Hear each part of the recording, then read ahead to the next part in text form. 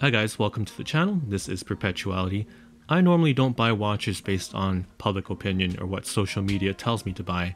I usually wait until the hype settles down, and I try to check out the watch through friends to get a first-hand experience on them, to make an opinion for my own. I do think that the two most popular GMT watches of this past year is the Longines Zulu-Time and the Black Bay Pro. Both of them are phenomenal GMT watches on their own. I do want to make a comparison between the two because I realized that it's not easy to get the Black Bay Pro. Even if you wanted to get it second hand, you'd be paying 15 to 20% in the secondary market. The Longines Zulu-Time, however, at retail it is about $1,100 to $1,200 less in my country, and that would be Canada. And I do think that it represents phenomenal value. Let's compare them and see what you get. There's a bit of delicious irony in how the Black Bay Pro is such a popular watch today compared to the watch that it draws inspiration from, which is the Explorer Reference 1655. When it first came out, it was not really the most popular watch due to its fixed bezel being an oddball feature. The GMT Master back then was very hot. Yes, I understand that the GMT Master was more targeted towards Pan Am pilots, and that the Explorer 2 was more intended for cave spelunking. However, there's no denying saying that the Rolex Explorer 2 doesn't really offer anything more on the table that the Rolex GMT Master doesn't already do, especially with being able to track a third time zone with the rotating bezel. In stark contrast to the Tudor Black Bay Pro, the Longines Zulu GMT does not reference any watch. It has no history. However, it does come from one of the oldest brands in watchmaking, and I think that's worthy of an invitation to look at.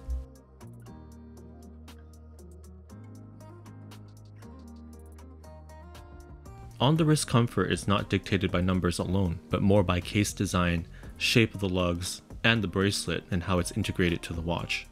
Speaking of those elements on the Longines, the bracelet does taper down and go straight down to the wrist, which means that although you have a flatter case design, it nearly makes up for that in wrist comfort, as you can see on my 6.5-inch wrist. The Black Bay Pro takes a different philosophy for on-the-wrist comfort. Sure, it has a smaller footprint. That's aided to the fact that the lugs are more downturned to the wrist, aggressively more shaped, if you will. The additional bonus is that the end links don't have a further protrusion to lengthen the lug-to-lug length of the watch.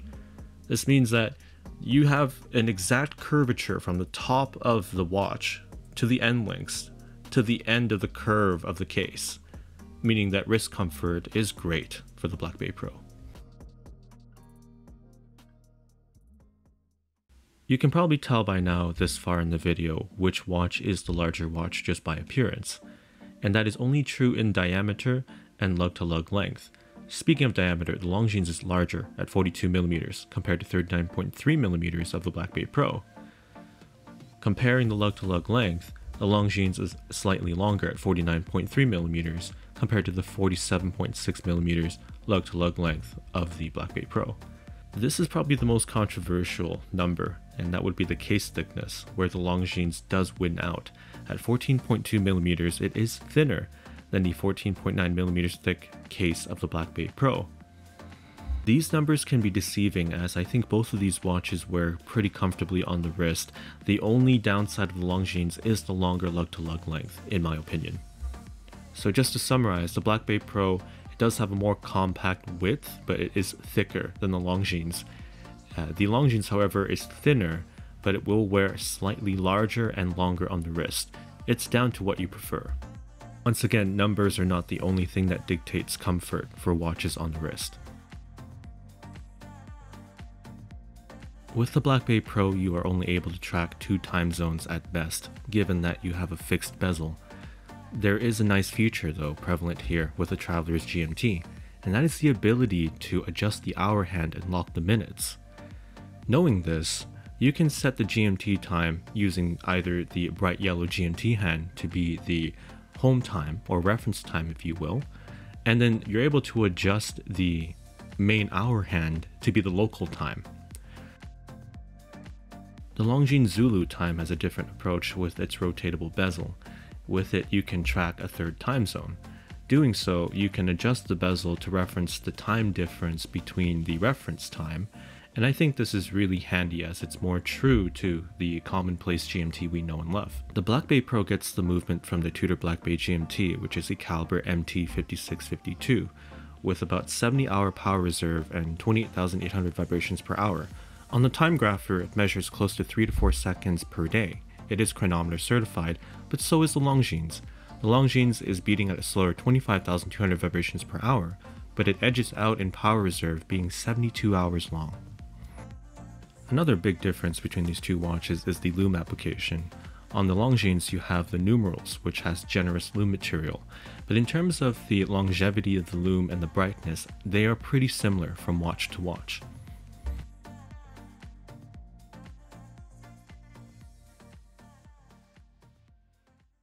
The Longines Zulu-Time really surprised me with its subtle bezel. In the photos it appears to be more green, but in person it is closer to black in suboptimal lighting conditions. You bring it out into a more brighter environment, it appears to be green. I do like this duality on the bezel and the color that's used. The finishing on the Longines is remarkable. At the top of the lugs you have this radial finishing cut up by this sharp polished line. The lugs are angular and chopped off, almost like what Zenith does with their cases. Most of the case is brushed right up from the side of the case to the flank of the lugs where it's cut off sharply, and even the crown itself, which is nicely signed, and it seems to be brushed, or rather sandblasted in finishing. When you look at the bracelet, you do have a 3-link structure. It's more delicate than you think. It flows nicely, brushed within the center, and only separated by 2 delicate polished lines on each side. You are getting about 5 points of micro adjustments with the clasp. It is a solid piece of kit with 2 buttons to deploy it. On the wrist, solidity is evident with the bracelet. I have it centered on my wrist here, and the comfort is very good. The bracelet flows and doesn't pinch at any point here. I'm quite impressed at what Longines has been able to do with this bracelet. A real good point that the Longines makes is the ability for you to quickly switch out the bracelet without the use of any tools. There are 2 buttons on the end link that are fully deployable, allowing you to separate the bracelet from the body of the watch. You can really see here that the overall attention to detail from the Longines is evident. You do have screwed links as well that provide you a solid feeling. Overall, very impressed with what Longines has done for the bracelet. The bracelet is 22mm wide from the end link, but it does taper down to 18mm to the clasp. Some may say that traditional conservatism in watch design might be a good thing, and sticking to a formula that works is really undeniable. However, for Tudor, you will see no surprises here. It is fully brushed from the top side of the case, to the bezel, to the lugs. The only polished sections of the case is the side of the case, where you have a very large slab of metal, even made more pronounced by the fact that it is polished. It is quite noticeable. There is a bit of adornment on the case itself, and that goes onto the crown. The crown has the Tudor Heritage Rose logo, and I think this is a nice nod to Tudor's past and history. If you were hoping that the Tudor Black Bay Pro was free from the faux rivets of the Black Bay 58's bracelet, you will be disappointed. However, you will be delighted to know that it's a solid bracelet with solid end links, and it does flow quite beautifully on the wrist. There is an undeniable sense of quality for the finish work of the bezel and for the lugs. It's traditional Rolex and Tudor at best. I think the biggest addition to the bracelet is the new T-fit clasp with its ratcheting adjustment, and it is a safety sport clasp, if you will, that folds out with the Tudor Shield logo. Most of the bracelet itself does have the screwed links for solidity. Undoing the clasp itself, you're acquainted with the Tudor adornment and markings, which is pretty familiar for most of their watches. The party piece is the ability to adjust the length of the bracelet through pulling out the section that is attached to the clasp, and there's a spring that allows you to glide that along the clasp to get micro adjustments. I haven't sized this watch as it doesn't belong to me. However, I do wish that Tudor, going forward, it would implement this T-fit clasp to the rest of their watches. It's a phenomenal clasp. I'm not bothered by the length of it at all.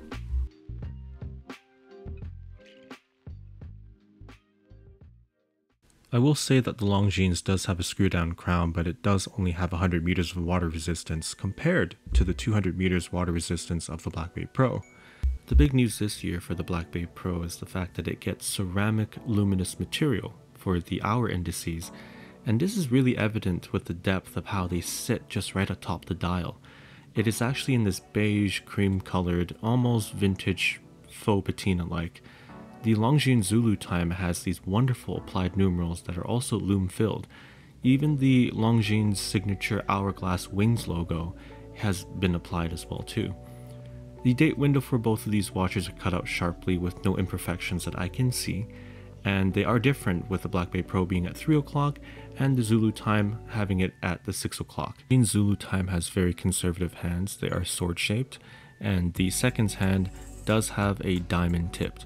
The GMT hand is blacked out for 70% of the length, and then it is polished all the way through, tipped off with an arrow. The Black Bay Pro has textured snowflake hands for the GMT hand, the hour hand, and the seconds hand. You can see the texture. Even the center stack of the hands are done very neatly, comparably so to the Longines. I like the duality from large to small and how the hands are neatly laid out on the Longines. Overall, the dial quality on both these watches are undeniably good. The Longines surprised me for just how nice that anthracite dial really is. It appears black sometimes. The Tudor Black Bay Pro, I do really love the hands and the overall applied ceramic luminous material that's been used. Between the two, do you feel like there is a $1,200 difference in quality and finishing? I don't.